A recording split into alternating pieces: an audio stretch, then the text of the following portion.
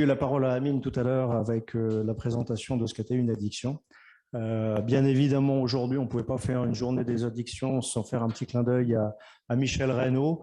Je vais laisser la parole à Christelle, nous présenter Addicted Pro également. On va décliner un petit peu les choses. Vous verrez, c'est des outils extrêmement pratiques qui ont été faits.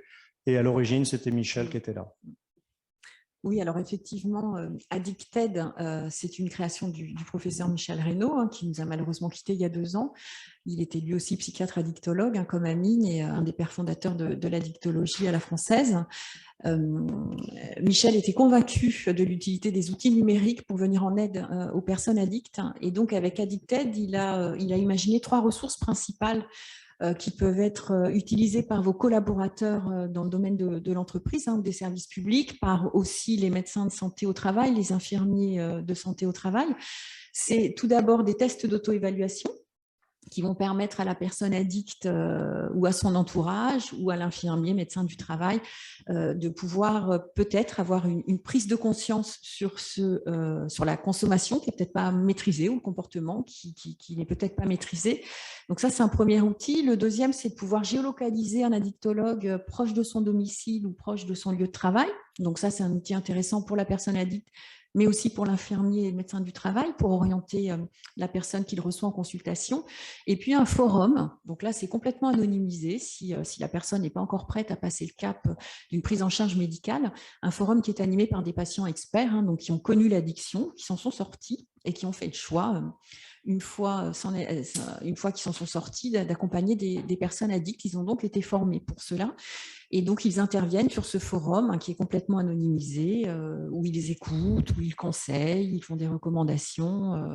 Donc, ce forum a explosé en mars 2020 au moment du premier confinement, hein, puisque l'outil numérique a démontré là toute son utilité. Et aujourd'hui, c'est 6000 membres, hein, qui sont actifs sur ce forum.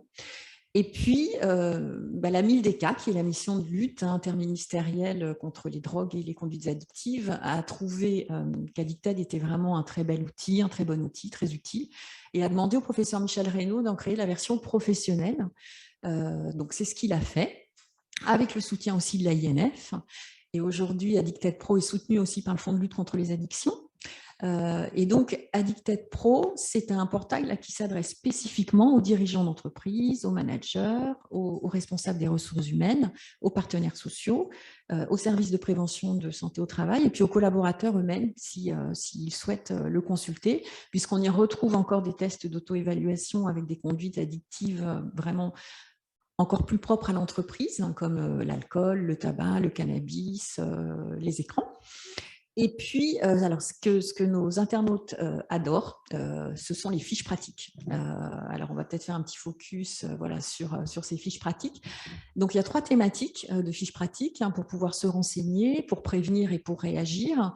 Et donc, ce sont des fiches qui ont été vulgarisées au maximum, qui ont des temps de lecture relativement courts, entre 5 et 10 minutes, qui sont validées, hein, évidemment, scientifiquement. Hein, c'est un médecin addictologue qui les rédige. C'est validé aussi par le COPIL d'Addicted Pro avec tous les représentants conduite addictive en milieu professionnel. Et donc, vous pouvez, par exemple, vous renseigner sur quelles sont les conduites addictives les plus courantes en entreprise, quelles sont les 20 questions à se poser pour savoir si on a une politique de prévention efficace. Quand vous voulez prévenir, c'est les bonnes pratiques pour mettre en place une charte, par exemple, de prévention des conduites addictives. Et puis, en prévention tertiaire, hein, quand il s'agit de réagir à une situation difficile, c'est comment réagir face à un collaborateur en détresse sous l'emprise de l'alcool ou d'une drogue comme le cannabis ou une drogue plus dure. Donc voilà, ce sont des outils très pratico-pratiques et vous pouvez trouver aussi un annuaire des différents acteurs qui peuvent vous accompagner en tant qu'entreprise dans la mise en œuvre d'une démarche de prévention des conduites addictives ou dans l'accompagnement de collaborateurs qui sont en difficulté. Voilà, Eric. Merci Christelle pour toutes ces précisions et sur Addicted en particulier.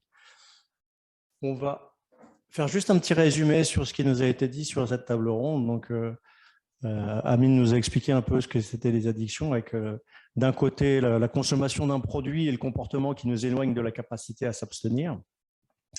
Et donc, cette perte de liberté, hein, l'addiction est liée à cette perte de liberté. Et puis, de voir les impacts des addictions dans l'entreprise, avec bien sûr un impact sur la santé du collaborateur, ça c'est sûr, et puis des impacts internes à l'entreprise, sur la sécurité, sur la qualité du travail, sur les ressources humaines, sur la performance, on y reviendra tout à l'heure. Sur la responsabilité de l'employeur également, puisque en cas d'accident, il va être responsable. Et puis sur le côté culturel de l'entreprise et des liens sociaux. Un grand merci à tous les deux. On va essayer d'avancer maintenant qu'on a fait le tour des addictions sur cette démarche de prévention dont on parle depuis tout à l'heure.